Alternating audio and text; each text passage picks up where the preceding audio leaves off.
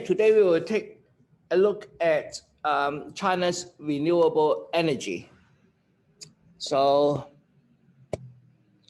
the energy policy of China, this is the official policy, okay? Hello. Of course, the first thing is adequate energy supply to sustain economic growth has been a core concern for the Chinese government since 1949. As soon as they established the People's Republic of China, they already recognized energy is very important. The country is the largest emitter of greenhouse gas at the moment, yes, because of the population. But in terms of per capita, then it is the number 51. There are a lot more countries which emit more greenhouse gas than China. But collectively, because China has so many people there, it emits quite a bit of energy. But China has promised to reduce its greenhouse gas emission latest by 2060. 2060, China will be carbon neutral, and hopefully can achieve that much earlier. So these are some of the years about the energy. Population-wise, it's only grow by 3.3% from 2004 to 2010. But energy-wise, primary energy increased by 50%. So that is economic growth. Because of economy, you use more energy. So that represents the economy. And the carbon dioxide emissions increased by 54%. And that also means that a lot of the energy growth come from fossil fuels. That's not good. Okay, so but that is up to 2010. This is in terms of the production energy, how much is being imported. The increase of imported energy, that means that originally at the beginning, China used coal and a little bit of oil. But as its economic growth is now heavily dependent on external power. Initially from oil, now more and more on natural gas. Australia is selling a lot of natural gas to China. The Australian coal to China is not for burning, too expensive. China has a lot of coal. So the coal coming from Australia to China is for steel manufacturing, converting iron ore to iron metal, because iron ore is mostly iron oxides. So when you have oxides, you want to change it to metal, you have to reduce it, take the oxygen away from the iron oxide. So the reducer is carbon. So here there's a graph showing the 20 countries by electricity production in 1985. What I like to concentrate is how fast China grows. From which point onwards, suddenly China increases electricity production.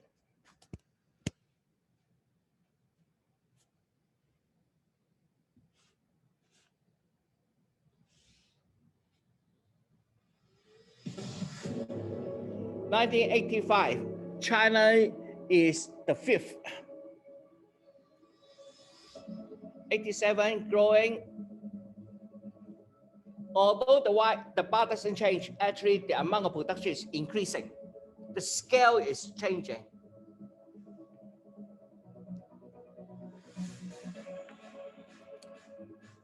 China by its sheer size, so it's, but 1995 start growing, and then by 1997 it becomes the second largest. It's still not growing, but it's still going faster and faster. It's trying to catch up with United States now.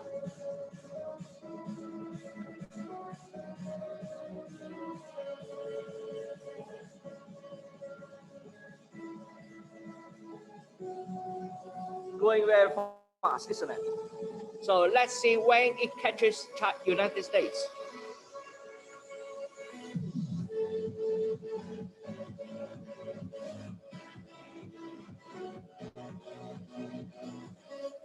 By 2011. Now, remember that date is important.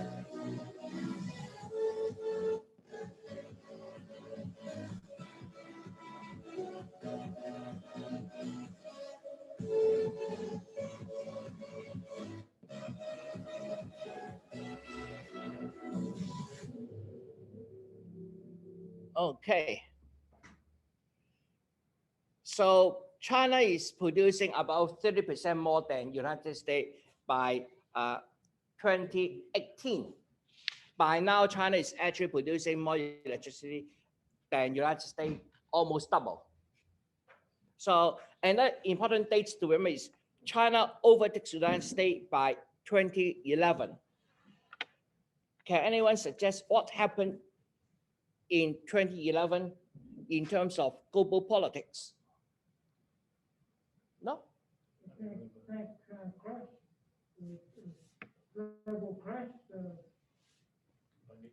financial the Japan earthquake, Sorry? The Fukushima, Japan earthquake. Yeah, that's correct, but it's not influencing global politics. It is global energy. So I will leave that for you to think about first, because we would look at the time and then we'll talk about that, because that is very political. So probably we would answer the questions in another meeting. But just be aware of that. 2011 is a very critical point in terms of global politics, and reflected by energy. Okay, what about just by renewable electricity production? Okay, the previous is all electric energy from coal, natural gas, whatever. This time, just renewable.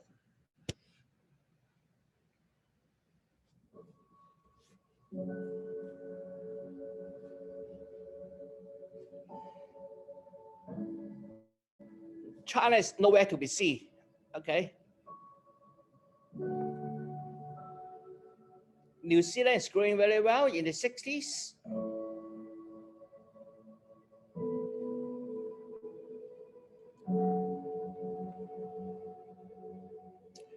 Okay, the European coming in now. France.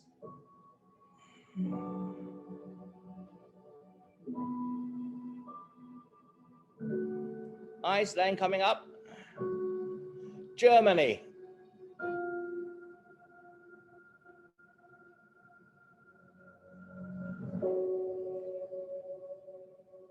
Okay, Germany,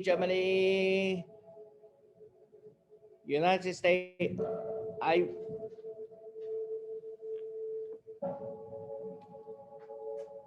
Where's China? Nowhere to be seen as well.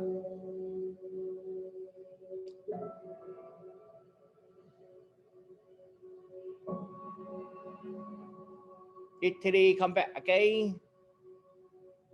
And United States, no, I'm going to grow renewable energy.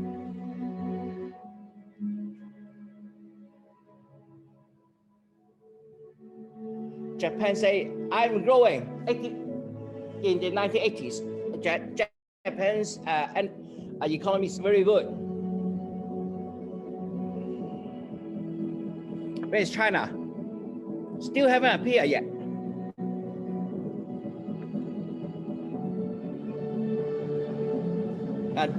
China open up now is about 10 years into China's opening. The United States give a very large push.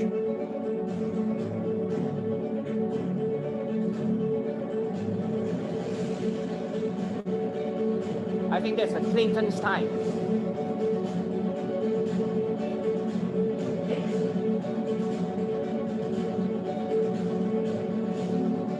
China's coming up now.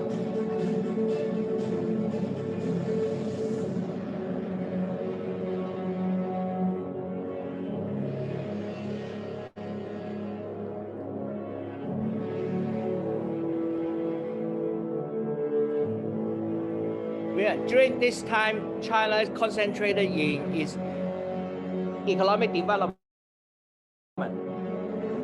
doesn't care about the environment.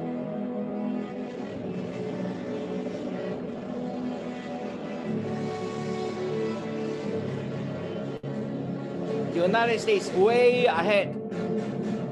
Germany coming up now.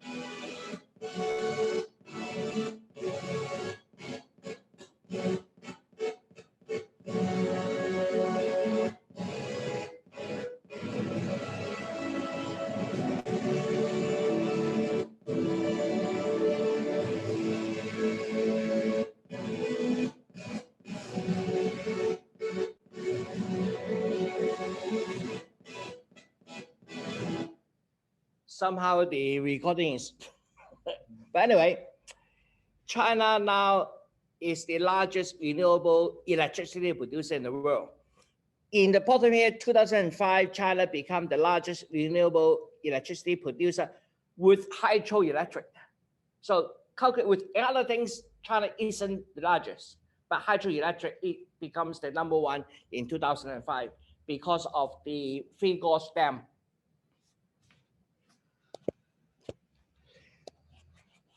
Okay, so let's look at the hydroelectric.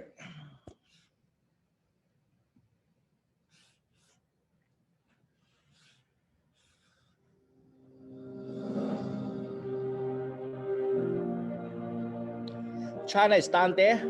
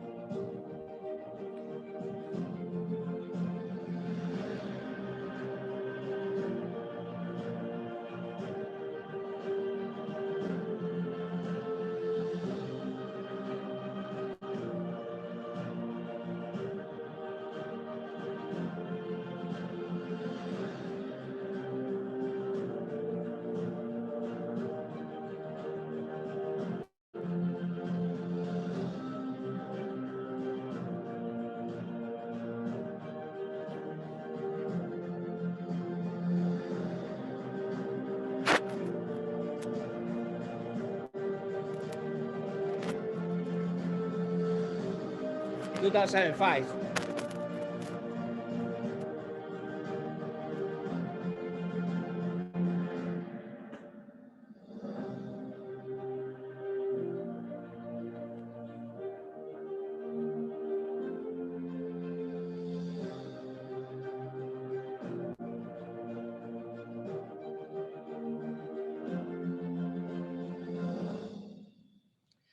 Okay, so by now, China is more than the next 3 countries combined in terms of hydroelectric.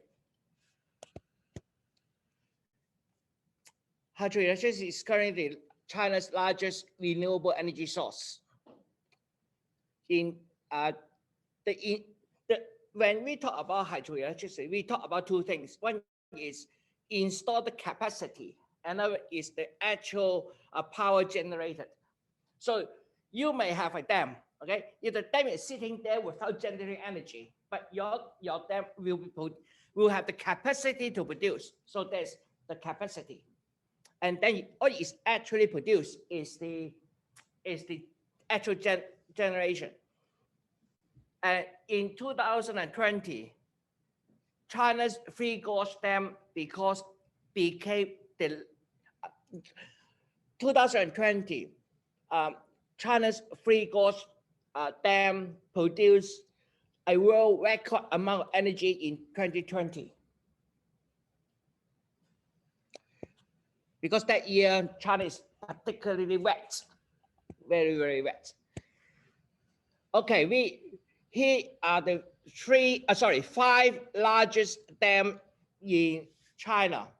The installed capacity is 22 gigawatts, and the annual production in 2000 on average is 98.8, but in 2020 it produced 113 something. Becomes the now give you the ideas. What is the 20 giga G 22G voltage means? We all know that at the moment there is a electric crisis in Texas. Heard about crisis? Now, at the moment, at least 23 people die of the lack of electricity because of coldness in Texas. So we will ask, how much electricity is lagging in Texas to produce that effect? So the estimated gap between demand and supply is 46 giga. So about double the production for Three Gorge Dam. Now, out of that 46 giga, it has about 28 giga of thermal electrical productions offline. So about a little bit larger than Three Gorge Dam from the mainly the gas the electric plants go offline. The reason is that the cold weather make the pipes sending natural gas to the generator flows up because they are on demand supply. So you don't need that amount of natural gas. You just extract it from the well. But as it is extracted from the well, the gas there has a lot of moisture. When the moisture come up to the ground, because Texas is a warm area, so they didn't weatherproof the pipes. The pipe exposed to negative 20 degrees Celsius, very cold, and therefore all the moisture start freezing in the pipe.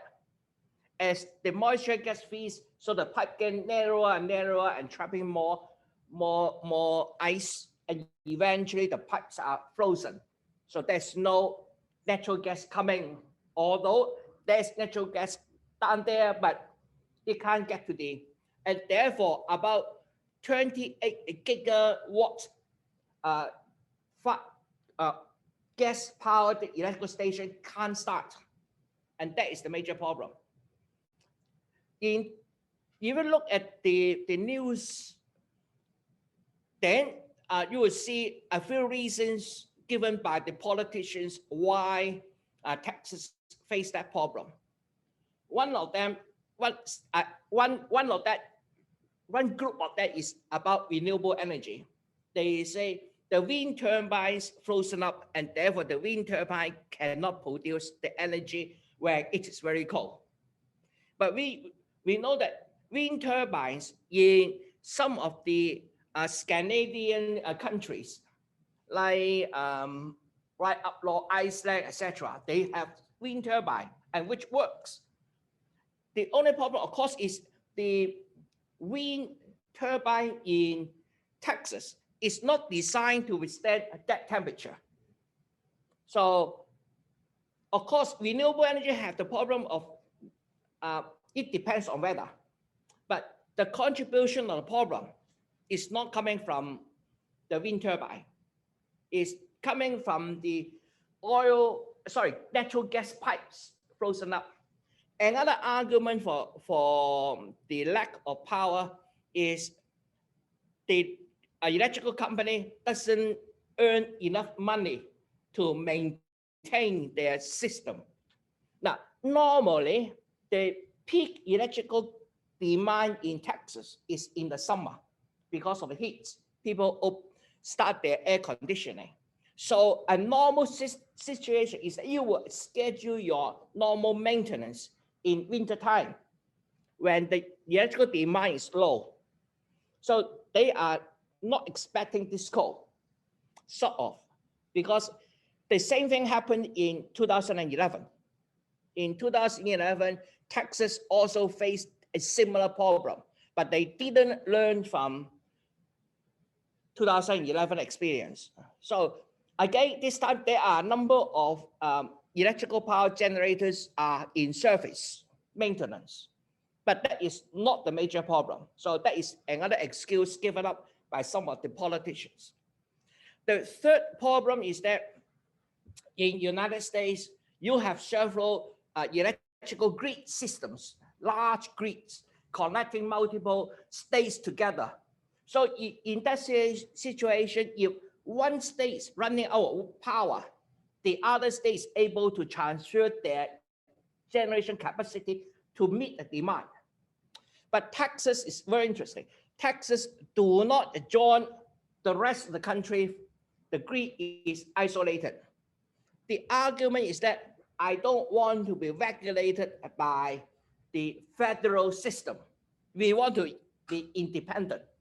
So Texas grid is not connected to the rest of the electrical system. And therefore, when Texas need power, nearby state can't help because you're not connected to them. You can't suddenly connect. That takes a lot of engineering to make the connections. So the whole problem of Texas is that first, they didn't learn from the 2011 experience. Secondly, the politicians are blaming the renewable energy. So if they blame renewable energy, that means when they find out a solution, the solution will not meet the current problem. The problem is not renewable energy.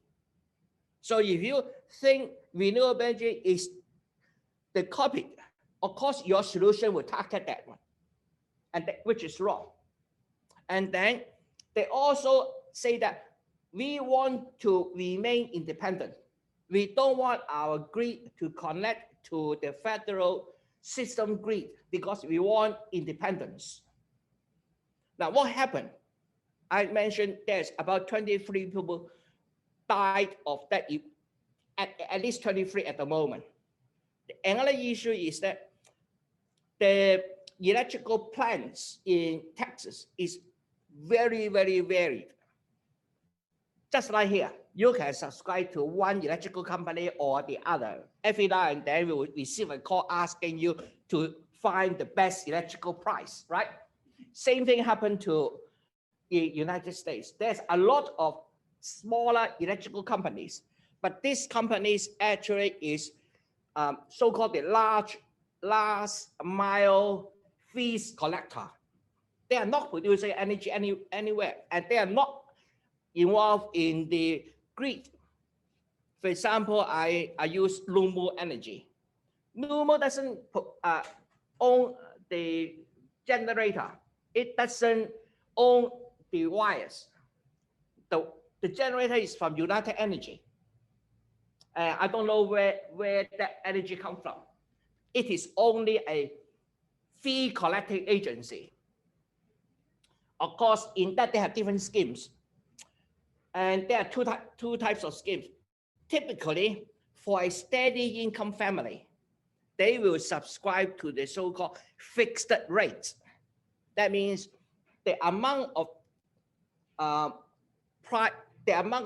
price for energy is fixed. That doesn't change.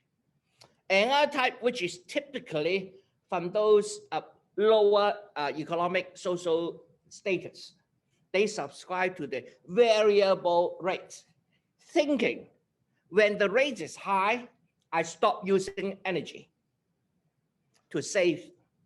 When the rate is low, then I will use my energy.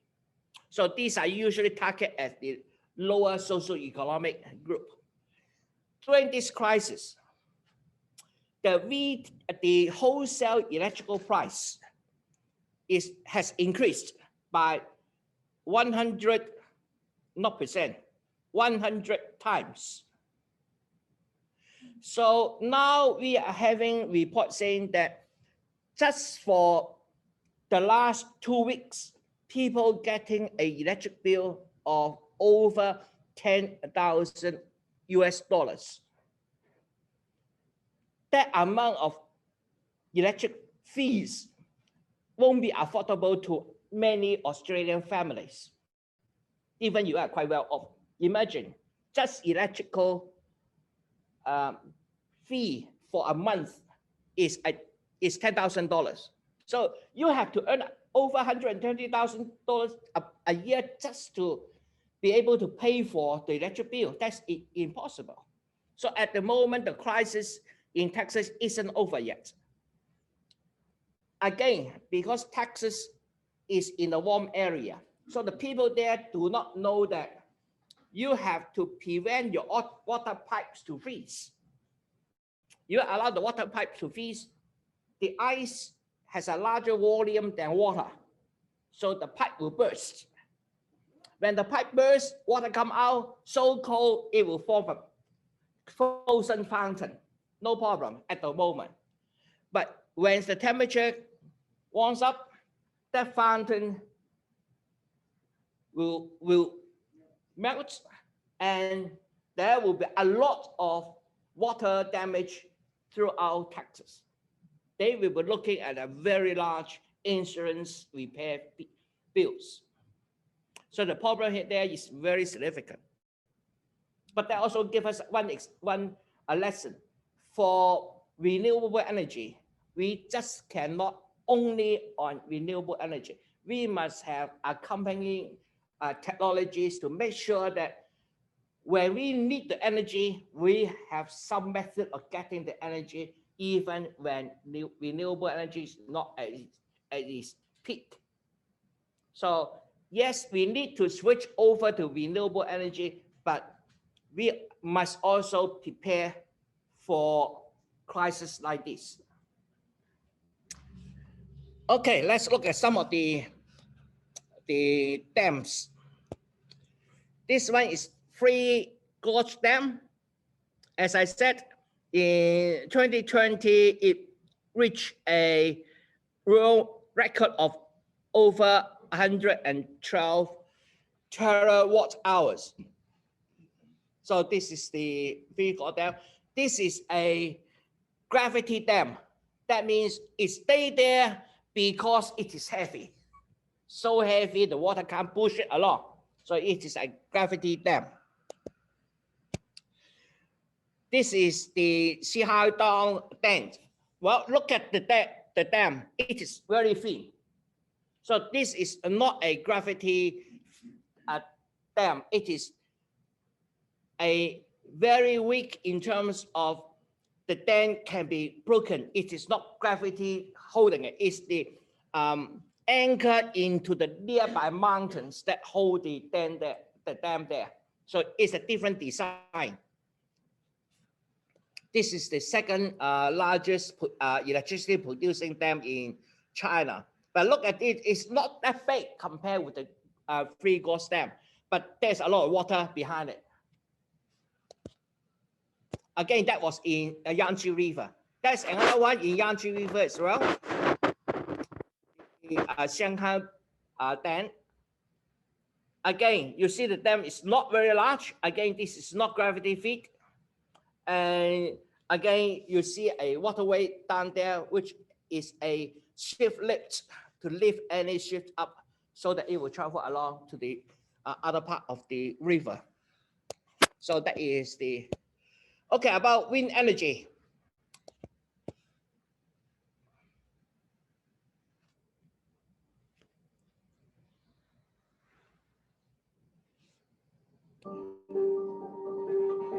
Denmark has always been the major producer. All the rest is zero.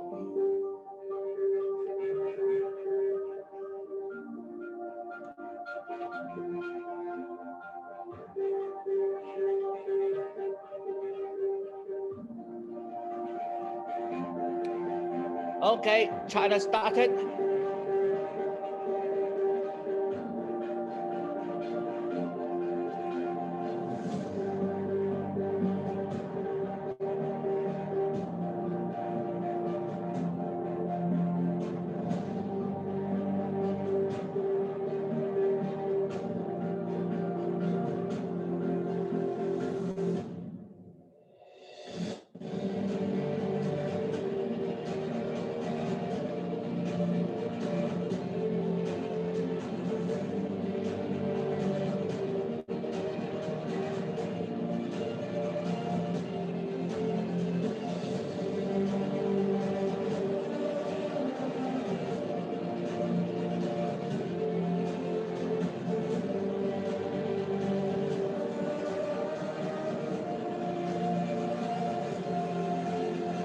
Okay, now about 2011, China started and then suddenly it increased in speed.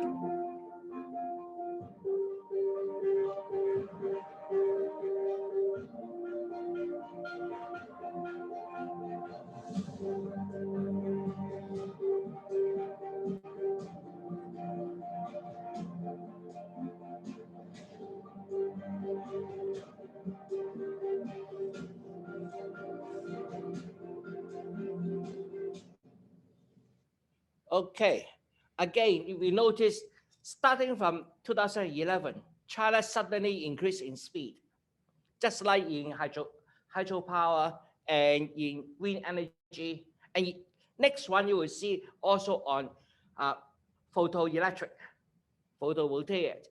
So what happened in China by 2010? That's a very interesting time to look at, because of that year is greenhouse gas production is taking over the largest. Electricity production over the United States becomes the number one, and then all other things, China seems to be taking ahead of everybody else by 2010 or 11, around that time. That China improved its environment starting at around 2000. No, around 2010. Remember the Beijing Olympics? It is 2008. Before that, around that time, people are complaining about the air quality in Beijing, very bad air quality. But somehow, during the Olympic, Beijing see a blue sky. So people suddenly realize, if the government decided to give us a blue sky, we can get a blue sky. So the people are demanding, hey, we want blue sky all year round, not just during Olympics. So China already planned ahead. And from that point onward, you see China suddenly have a very obvious push for renewable energy in almost every aspect. Very interesting time. Look at 2010, around that time, plus or minus 5 years around that time. It's very interesting for us to observe later on. China now is the world leader. And from the map, we know that China has about 2,380 gigawatts. So it's many order of magnitude more than its current consumption. We are talking, remember when we are talking about lack of energy, we are talking about 20 gigawatts. We are talking about 2,000 plus gigawatts. So it's about 100 order of magnitude more in terms of potential. How China can make use of this giant wind ability. So by 2016, it has 19 gigawatts of wind power generated. Unfortunately, the distribution is not matching with the demands. Yes, in the coastal region, there is a lot of wind, fine. But the main wind is coming from the Inner Mongolia, in the Tibet highland. But these are not energy consumption centers. The energy consumption centers is in northern China, around this region. And along this is the main energy consumption region, about that part, like that. So another big problem for China is how to get this energy from here to here, or from here to here. So I think I will talk about that in another meeting sometime later on. But bear in mind, in terms of just wind, it's just wind energy. China has more than enough to grow at least 100 times if they can harvest this energy. But the problem is how to send the energy from the source to the consumption point. How do you do that? That is a very difficult problem to solve. Okay, the wind farm. This is only one of the wind farms. You see the wind farms almost from everywhere, even out of the. They are building wind farms, talking about wind farms, and each wind farms are talking about hundreds of turbines. So it's, when China say we want to harvest the wind, it's not say build one turbine. They're talking about wind farms with hundreds and thousands of wind turbines. So engineering to produce this amount of wind turbine is very important. If they import every of these components, they will use up a lot of their so-called foreign reserve. They want to develop the technology and produce the wind turbines in China, as well as, again, the production center is not where the winds are. So how do you transport this very long wind turbine, the blades? It's also very interesting. I probably will talk about that a bit later on. Sorry. What would the population of that area be where the wind farm is? Do people live near there? Very few. We are talking about, say, 20, 30 people per square kilometers or even lower. Very, very few people. Solar energy. Okay, so let's look at the solar energy as well.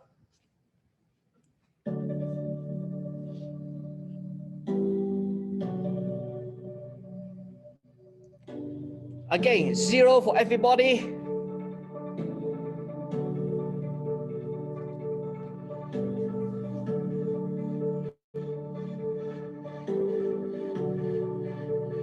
China 0. China's already opened up for about 10 years now. We know Germany has been very strong in terms of solar power for a time, so we will see Germany coming up soon.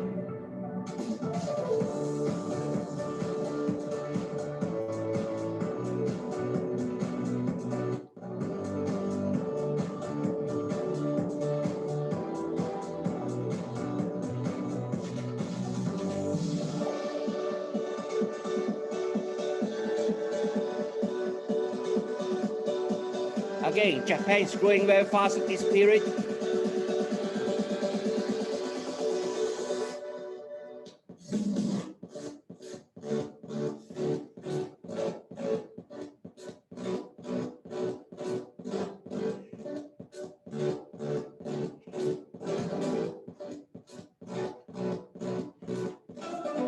Germany pushing ahead very fast.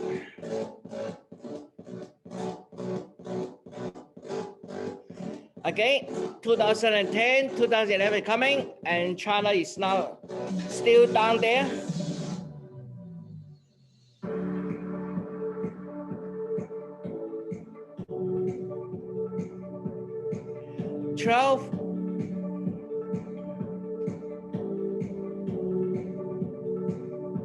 Now, China start chasing up.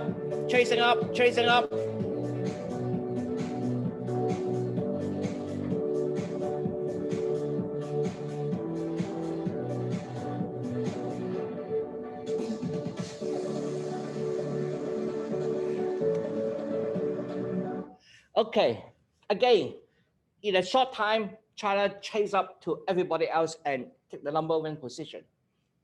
How China can do that? How China can take so little time and catch up so fast? That will be a very interesting topic to discuss as well. Okay, this is one of the largest solar panels in China. From a high above, it is just large, forever large. You can't even see the end. And then there's a little bit of house every now and then. They all seem to be the same. But another interesting, you see the greens underneath the solar panels. All right.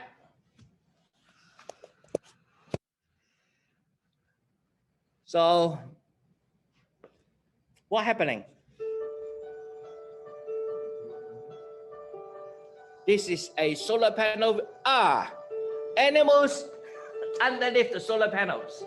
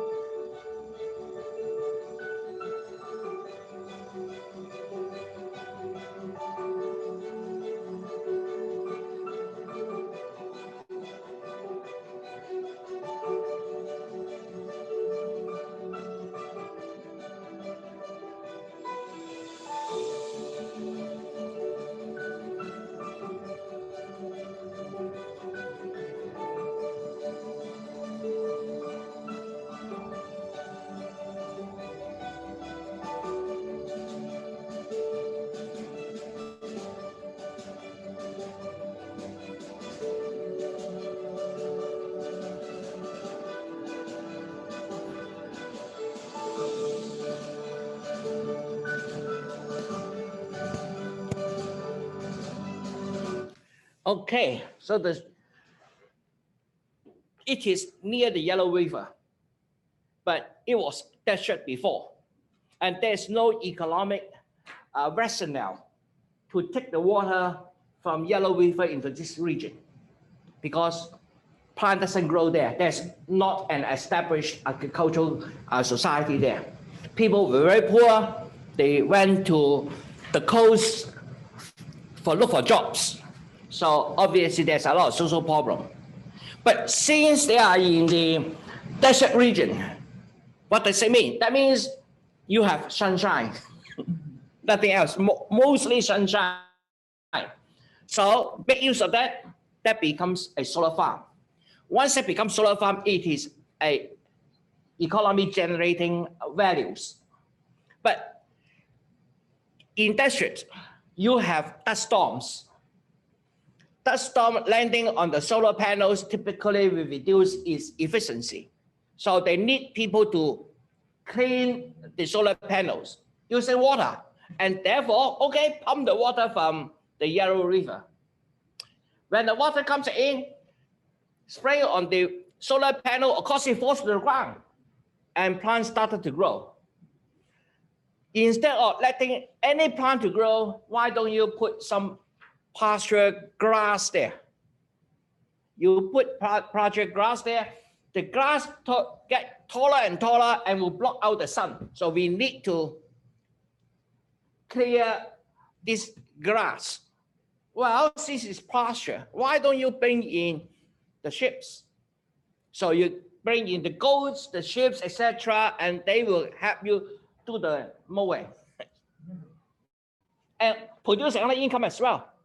So the villagers now can come back from far apart, go back to their village, work in this farm to clean the solar panel every week, and get paid.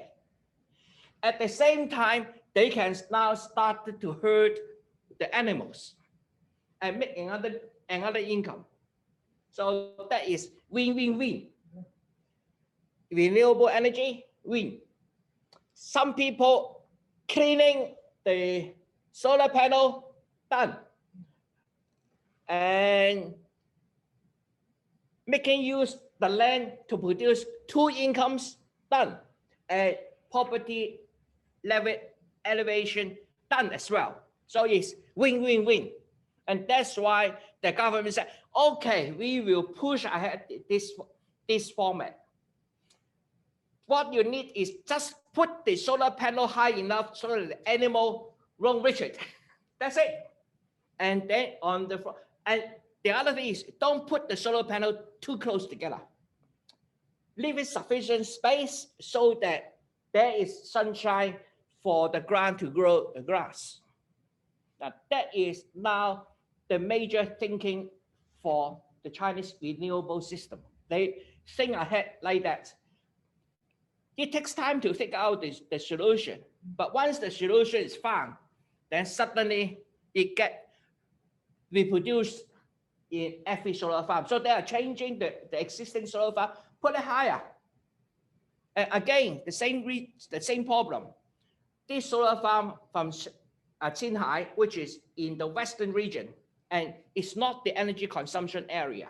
So they need to take the energy to the consumption area. So China needs to build a very large electric grid to move energy around. By having a large electric grid with multiple sources of energy production, then if this region is not producing, the other region is producing every now and then you balance out the load, and therefore you will provide you with a safe system. So one way to provide a stable renewable system for energy is a large grid. The larger, the more stable it is, because different sources can balance out each other. But there is also one important thing, is the ability to store the electrical energy during non-peak hour, because the wind blowing, whether you are using it or not, the wind is blowing day and night. Maybe at night off peak, but the wind is still blowing. So you need to store the energy up. There's a solar panel. Solar panel is the other way, but why waste energy from the wind farm? So we need to think out different solutions to store energy. So that will be something later on. Okay, this is only electrical energy. China from 2008 to 2018, almost double the energy, almost double. From 3 million to almost 7 million. So almost double, 3.5, yeah, double. 10 years, double the energy, growing very fast. The renewable tax growth is average about 7%. 7% will give you a 10-year double. And look at the renewable every year growth. We are in double digits. So China is growing in renewable energy much faster than its demand. But it's still not fast enough, because at the moment, about 80% of China's energy comes from coal. They need to increase. And